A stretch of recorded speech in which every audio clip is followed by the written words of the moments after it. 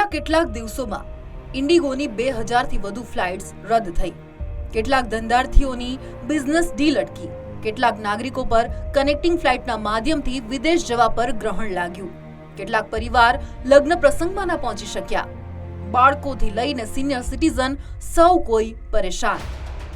નીકળ્યા તો બસ એકમાત્ર આંસુ. મુસાફરોને ઇન્ડિગો તરફથી તેમના સવાલોનો કોઈ જવાબ તો ના મળ્યો. પરિસ્થિતિનો ગેરલાભ ઉઠાવીને અન્ય એરલાઇન્સ કંપનીએ ફ્લાઇટના ભાવ 10 ગણા વધારી દીધા. છેલ્લે સરકારે આદેશ આપવો પડ્યો કે ભાઈ કાબુમાં રહો અને 1500 કે તેથી વધુ કિલોમીટરના રૂટનો ભાવ મહત્તમ 18,000 નક્કી કરવામાં આવ્યો. સરકારે મુસાફરોને રિફંડ આપવાનો પણ આદેશ કર્યો. હવે આવું કેમ થયું તે સાંભળો. અમદાવાદ વિમાન દુર્ઘટના બાદ હવાઈ મુસાફરી કરતા મુસાફરોની સુરક્ષા માટે ઘણા બધા પ્રશ્નો ઉઠ્યા, જેને ધ્યાને રાખીને ડીજીસીએએ નિયમ બદલ્યા. પાયલટ અને ક્રૂ મેમ્બરને આરામ આપવા પર ભાર મૂકવામાં આવ્યો અને આ ફેરફારને ફ્લાઇટ ડ્યુટી ટાઈમ લિમિટેશન એટલે કે FDTL નામ આપવામાં આવ્યું. જેમ કે 6 નાઇટ લેન્ડિંગના બદલે 2 જ નાઇટ લેન્ડિંગને મંજૂરી, સતત 2 રાતથી વધુ ડ્યુટી આપવા પર રોક, પ્રી ફ્લાઇટ અને પોસ્ટ ફ્લાઇટ કામગીરી 1 કલાકથી વધુ ન હોવી જોઈએ, કેનેડા US જેવી ઉડાનો બાદ પાયલટને 24 કલાકનો આરામ આપવો.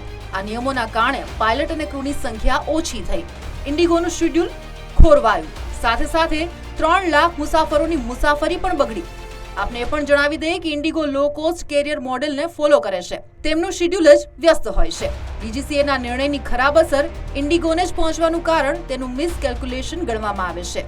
નવા નિયમો બાદ કેટલા પાયલટ જોઈશે, કઈ રીતે શેડ્યુલ ગોઠવવું, રાત્રિ ફ્લાઇટનું સંચાલન કઈ રીતે કરવું, આ તમામ બાબતોનું ધ્યાન રાખવામાં ઇન્ડિગો સદંતર નિષ્ફળ રહ્યું. ઇન્ડિગોની નિષ્ફળતા અને મિસમેનેજમેન્ટને પાછળ એક પ્રશ્ન જરૂરથી ઉદ્ભવે છે કે ઘરેલું માર્કેટમાં 61.4% હિસ્સો ધરાવતી ઇન્ડિગો કઈ રીતે મિસકેલ્ક્યુલેશન કરી શકે.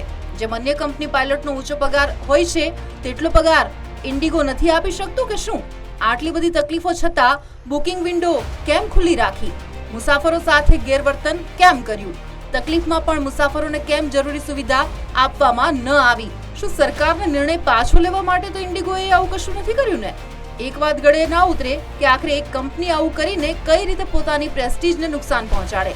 પ્રશ્નો તો અનેક છે, પણ લો કોસ્ટ પર મુસાફરોને સુવિધા આપવા વાળી ઇન્ડિગોની છાપ એક ઝટકામાં ખરાબ થઈ ગઈ. હવે જોઈએ કે આવી તકલીફમાંથી કઈ રીતે ઉડાન ભરીને ઇન્ડિગો બહાર આવે છે અને અન્ય એરલાઇન કંપની આ તમામ ઘટના પરથી શું શીખે છે.